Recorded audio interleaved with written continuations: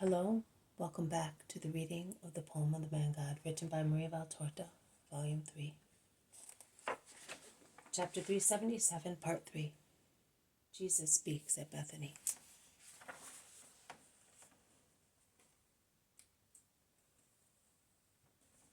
The other sick man says, "And what about me, Lord? They forced me out of my bed, and they have been using violence on me since this morning. But I did not know that I was in the hands of your enemies. Be cured, poor son, and may you be blessed." And he imposes his hands on him after making his way through the children. The man lifts for a moment the blanket covering his body, and he looks at I do not know what. He then stands up. He is nude from his thighs downwards, and he shouts and shouts until he becomes hoarse. "My foot! My foot! But who are you who can give back what was lost?" And he throws himself at Jesus' feet. He then stands up, jumps precariously on his little litter, shouting, "My disease was eating away my bones. The doctor had torn off my toes and had cauterized my flesh and had cut me up to the bone of my knee. Look at the scars. But I was going to die just the same. And now it is all cured. My foot has been restored. It is no longer painful. I feel, strong. My chest is free. My heart is sound. Oh, Mother, I am coming to share my joy with you." He begins to run away, but gratitude stops him.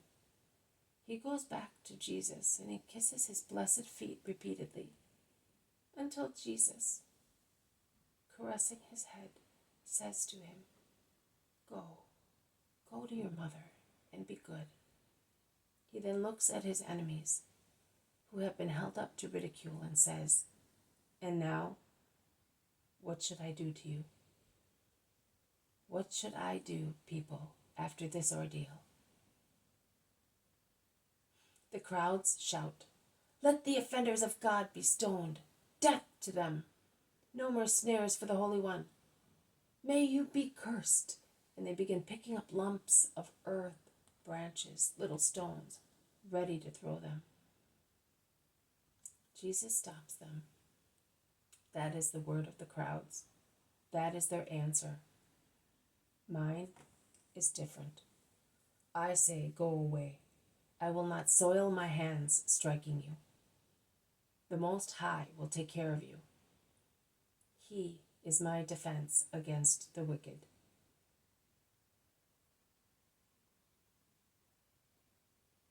The culprits, instead of being silent, do not hesitate to offend the Master.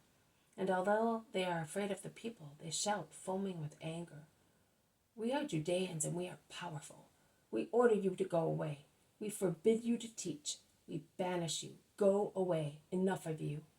The power is in our hands and we are making use of it, and we will use it more and more, persecuting you, cursed usurper."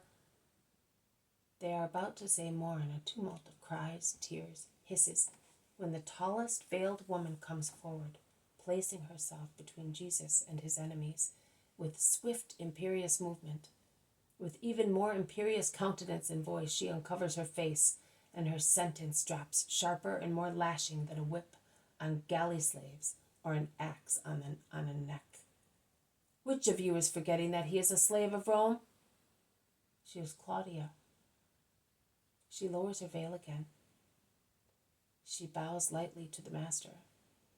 She goes to her place. It was enough. The Pharisees calm down at once. One only, on behalf of everybody, says with creeping servility, "Forgive us, Domina, but he is upsetting the old spirit of Israel. As you are powerful, you should forbid him and get the brave, just proconsul to forbid him to do so. Long life and health to him."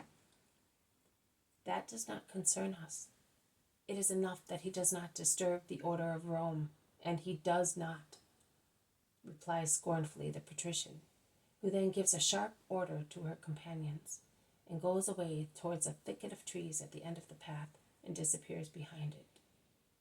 She reappears in a creaky, covered wagon, all the curtains of which she has ordered to be lowered. "Are you happy now that you had us insulted?" ask the Judeans, Pharisees, scribes, and their companions, making a fresh attack. The crowds shout contemptuously. Joseph, Nicodemus, and all those who have proved to be friends. Among them there is Gamaliel's son, who has not joined them but has spoken the same words, feel that they must interfere and reproach the others for passing all bounds. The altercation thus passes from Jesus' enemies to the two opposite groups, leaving out the one most interested in it. Jesus is silent, with arms folded, listening, and I think that he emanates a power to hold the crowds back, and particularly the apostles, who are beside themselves with rage. "We must defend ourselves and other people," shouts a hot-headed Jew. "We are tired of seeing fascinated crowds run after him," says another one. "We are the powerful ones, nobody else. We are the only ones to be listened to and followed," cries a scribe. "Away from here, Jerusalem is ours," shouts a priest, as red as beetroot. You are wicked. You are more than blind.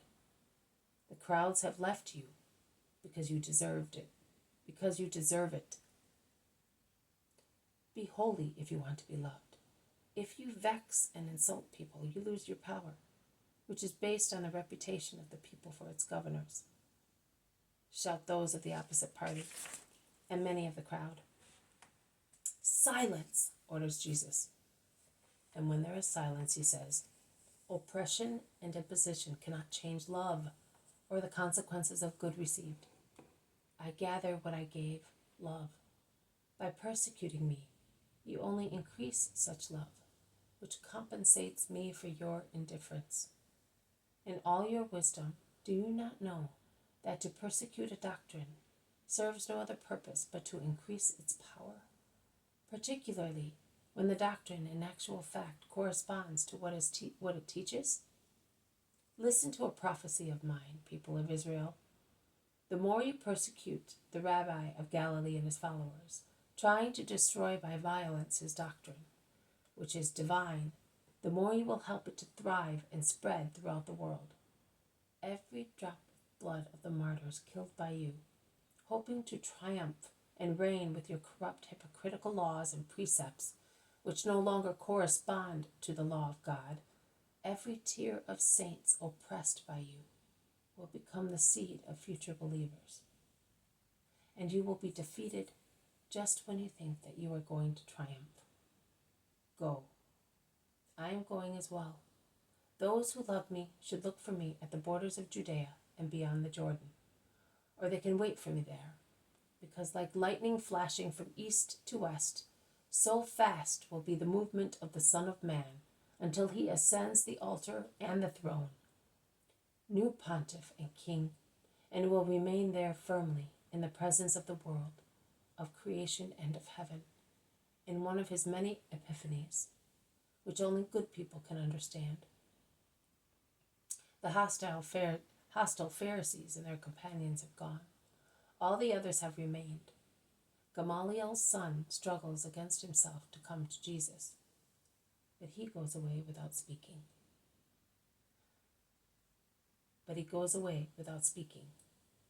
"Master, you will not hate us because we belong to the same caste as they do?" asks Eleazar. "I never strike with anathema a single person, only because his class is guilty. Be not afraid," replies Jesus. "They will now hate us," whispers Joachim. "That will be an honor for us," exclaims John, the member of the Sanhedrin. "May God fortify wavering souls and bless strong ones. I bless everybody in the name of the Lord." And opening his arms, he gives the Mosaic blessing to all the people present. He then takes leave of Lazarus, his sisters, Maximinus, the women disciples, and he sets out. The green country on the sides of the road to Jericho receives him, while its green is growing red in a glorious sunset. Thank you. This has been a reading from the poem of the Man God, written by Maria Valtorta, Volume 3, Chapter 377, Part 3. Jesus speaks at Bethany. Thank you for listening. I will see you tomorrow.